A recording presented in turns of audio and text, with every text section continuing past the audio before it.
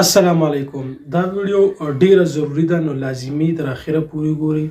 دې ځل په اوټونو کې چې چا هم مولانا صاحب ته اوټ نه دی ورکړی د هغوی باره کې د هغوی رد عمل راغلی دی نو هغه وایس کلیپونه به تاسو ته زه اورم کوم چې په ګروپ کې شیر شوي دي او بیا به تاسو باندې یو قیمتي شک بیان هم اورم نو لازمي دا اورئ. راځئ. السلام علیکم صاحبانو، تاسو خپل رای پیش کړه. خو زما دا رای ده چې بالکل د دې منافقانو نه جنازې پکار دي، نو ته مونځ پکار دی، نه بیا اودسه مو نه کول. د کوم لکه د پی ټی آی والا راولي او 400 کله راولي جنازې به مو کوي او مونځونه به متابع کوي. ځان نه مونځ کوي، ځان خپل ذکر کوي. دې خنجرانو د لګانو ته نه مونځ کوي، نه جنازې کوي. ورته کوي دې ثواب لیکني ده. د جبل لګون ته د پی یا بل څوک یو دره بچو کوي او بیا اودسه لګوي چې د پرازوند وی خزي وره.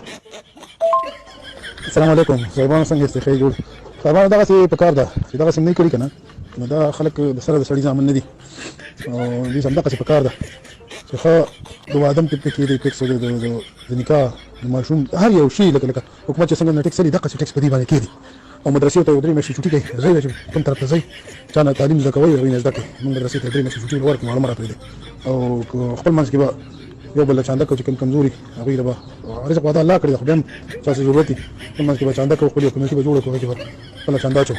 دې رزیل قوم له نور بالکل خدمت نه دی پکار. السلام علیکم. ګروپ ملګرو خبرې جوړ کړې. ما خپل ځاني دومره دک او درد اغوستی چې پیسې مې نه هرې پولیس ته لاس باندې خبر شو.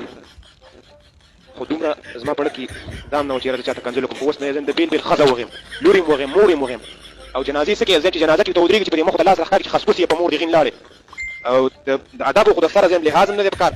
په داسې مخلوق کې چې اوسېږي کم از کم زه یم چې مرګ هم روا دی چې وي داسې حال به پکار دی.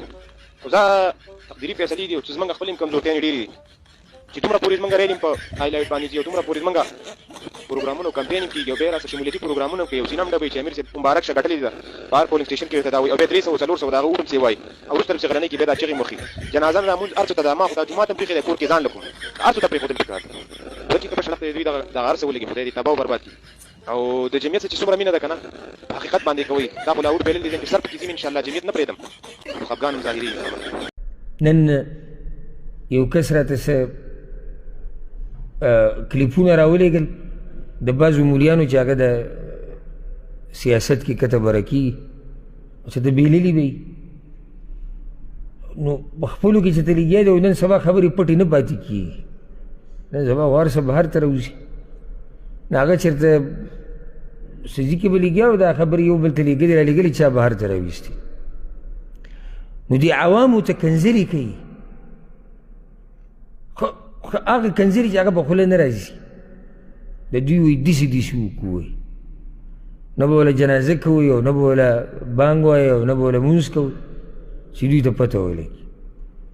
هسې ما سوچ کوو ما زمونږ دا کوم ملګري چې دي چې الله رب العزت ورته د قرآن او حدیث منهج نصیب کړی دی او داسې علما چې قرآن او حدیث ورته بیانوي دا ناشکره دي.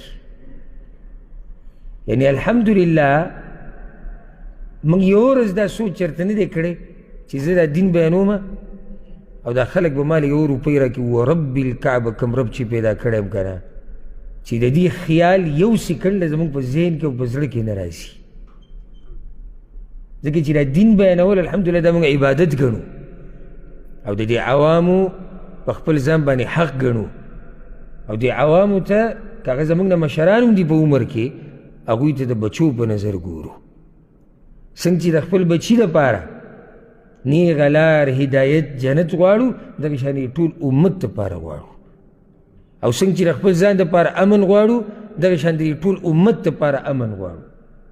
څنګه چې د خپلې وینې حفاظت غواړم دغه شان د ټولو د وینو حفاظت غواړم. څنګه چې په خپل عزت باندې خفه کېږم داسې د ټولو مسلمانانو په عزت خفه کېږم. څنګه چې په خپل پیسو باندې خفه کېږم چې ګډې وډې نه شي دغه شان د نورو په مال او په پیسو خفه کېږم.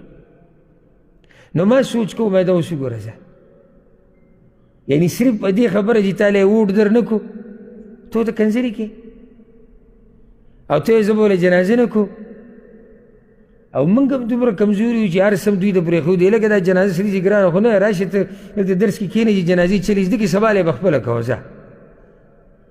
او زه خو څه په دې یېرېږم هم نه چې ته به رانه ځای ونیسې هغه سړی به د جنازې لمونځ نه کوي تا نه یېرېږي وي دی بیا مخکې کېږي ځای رانه نیسي موږ خو دا وایو راشئ زه دا ویم زه دا مې ارمان دی چې زه دا قرآن بیان کړم او بیان یې کړم او بیان یې کړم او دا ناس خلک دومره پوه شي چې سبا له دوی بیانوي زموږ خو دا ارمان دی د دې دپاره خو نه چې خلک یرغمال کړي او یاره دوی ته هره مسله مه ښایه سبا له بیا دا وایي او دغه به وایي ښه دا وایس کلیپونه او دا بیان تاسو واورېدلو د الله نه امید کوم چې تاسو به خوښ شوي وي او خپل عمل پې لازمي ورکړئ